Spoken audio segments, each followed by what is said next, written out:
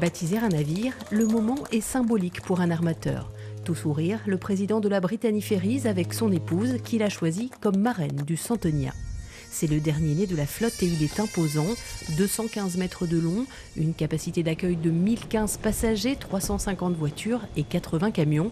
Il opère depuis un an sur des lignes longues entre l'Espagne, le Royaume-Uni et l'Irlande et est équipé des dernières innovations. On utilise des logiciels de routage qui nous permettent d'améliorer notre consommation et de prédire la consommation du navire en fonction des conditions météo qui sont prévues par les modèles météo.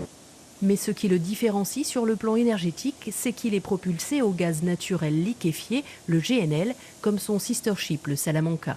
Même si cette énergie fossile reste polluante, elle présente des avantages. Les équipages ont été formés à ces nouvelles normes.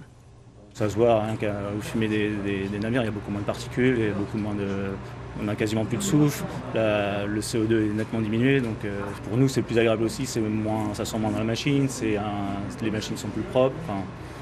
Pour nous, pour l'instant, on ne trouve que de l'avantage. L'armateur sait que cette énergie n'est pas optimale et se projette déjà vers l'après-GNL. Parmi les pistes, le biogaz, des tests vont être lancés dans les prochains mois, mais aussi le GNL de synthèse et l'électricité. Les deux prochains navires, le Saint-Malo et le Guillaume de Normandie qui vont arriver en 2025, seront réellement des navires hybrides puisqu'ils vont avoir 11 MW de batterie installée et ce qui va nous permettre de faire les manœuvres d'arrivée et la période où on est le long du quai et repartir en zéro émission totale uniquement en utilisant l'énergie électrique. Il faudra alors équiper les ports et les quais pour brancher les bateaux. L'objectif est de réduire au maximum les émissions de CO2. On a une obligation, c'est 2050. Ça, c'est la réglementation. 2040, moins 60%. Donc l'objectif, avec 40%, n'est pas encore complètement atteint. Donc on y travaille.